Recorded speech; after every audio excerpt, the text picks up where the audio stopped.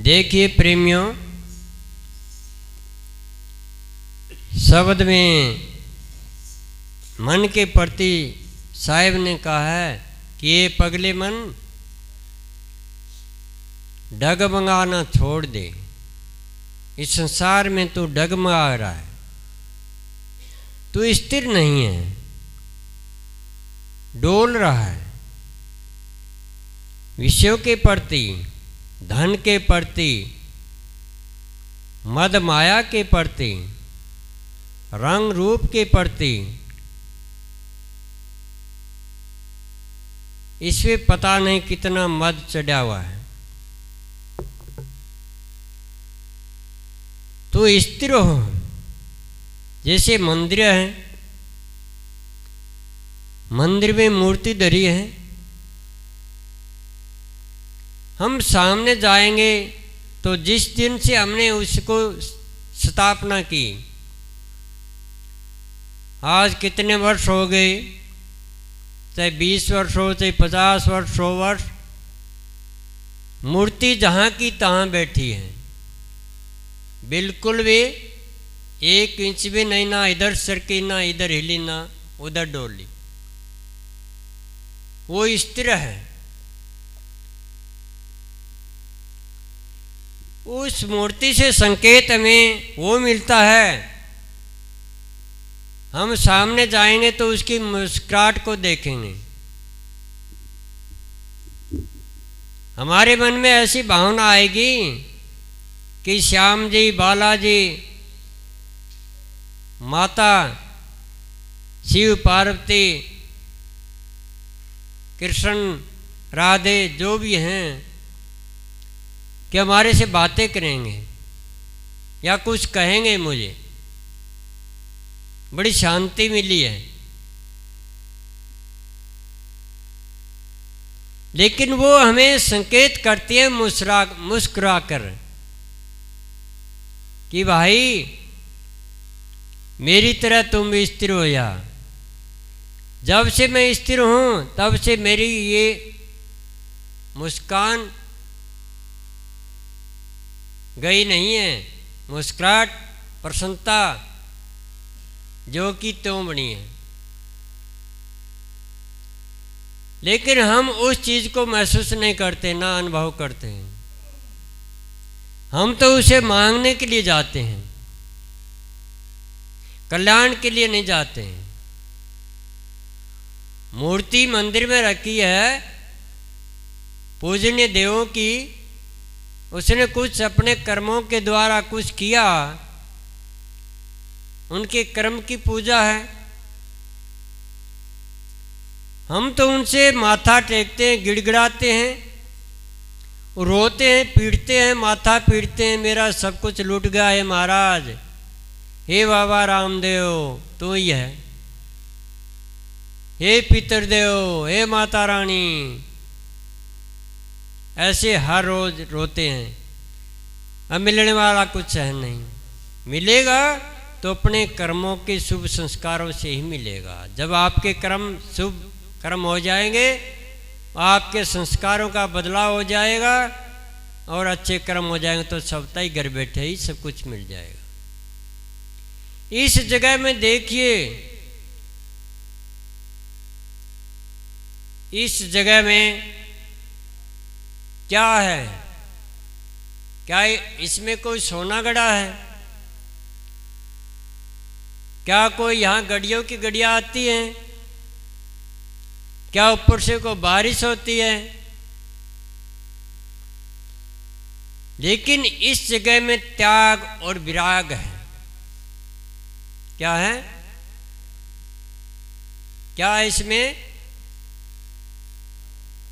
बोलते ही नहीं कोई। इसका मतलब कुछ गड़ा है यहाँ। जैसे हमारे बाबा एक आते हैं श्री राम, वो हर रोज कहते हैं कि बाबा की झोली खाली नहीं होती। अरे काल तो ये गेट खुला पड़ा, आज इसके किवाड़ लगे, कहाँ से आ गए, कौन दे गया? मुंह ऊपर से आता है।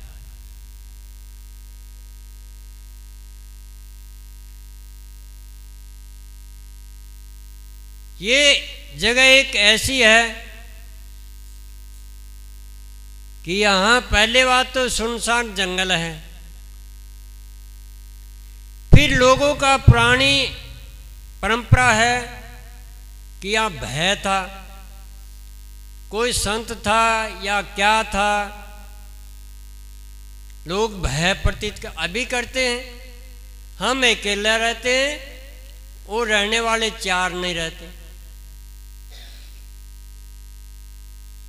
हम एक दिन के लिए बाहर जाएंगे तो कहेंगे भैया आज पेड़ पौधे कोई जानवर खा जाएगा, कोई बकरी भेड़ खा जाएंगे, तुम थोड़ा यहाँ रुक जाओ। नहीं नहीं बाबा तू ही जाने, हमें नींद नहीं आएगी यहाँ। अब देखिए ऐसी पवित्र जगह में नहीं नींद आएगी तो उस घर में जो सड़ान में नींद आएगी।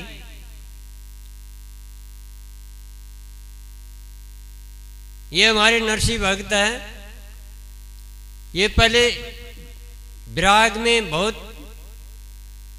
7 वर्ष पहले इतने विरागी थे और त्यागी थे, और धीरे धीरे पता नहीं कहाँ जा रहे हैं, इसको मोह माया सता रही है। मैंने विचार किया कि 1 से 2 भला, 2 से 3, तो एक भक्त तो आया है त्यागी विरागी, देखिए 3 दिन से ज़्यादा नहीं रहता, तीसरे दिन माया याद आ जाती है।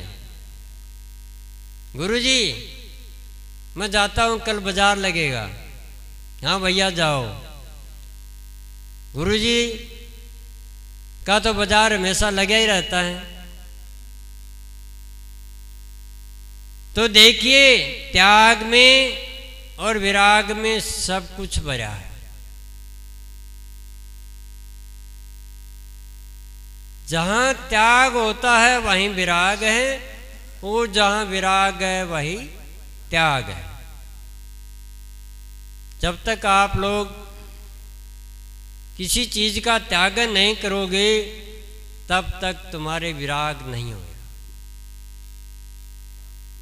जैसे जुआरी आदमी है, जुआ खेलने का त्याग कर दिया कि मैंने आज से जुआ का त्याग कर दिया, आज के बाद मैं गुरुदेव जुआ नहीं खेल लूंगा, तो वो त्यागन हो गया।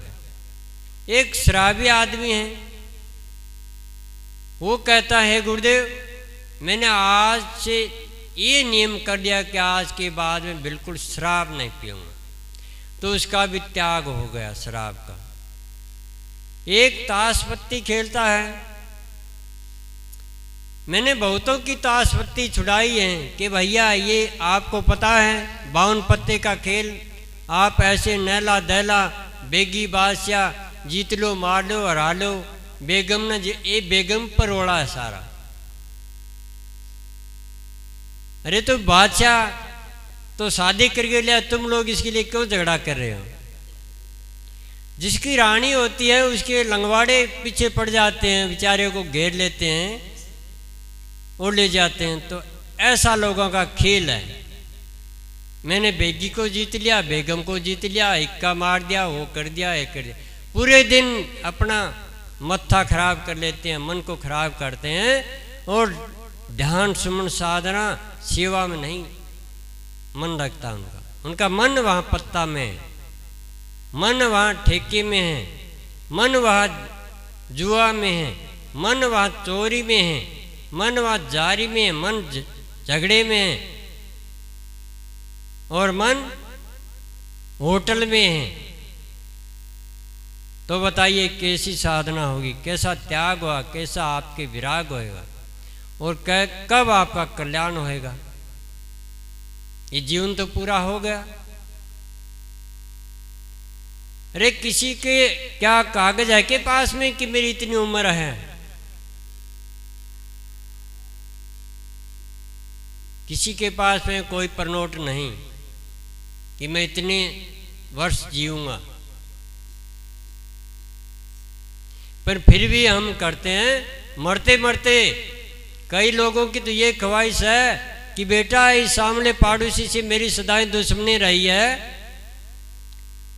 और मैं तो मरने जा रहा हूं, पर मेरे पर कलंक मत लगा लेना, इसका बदला लेना है जरूर।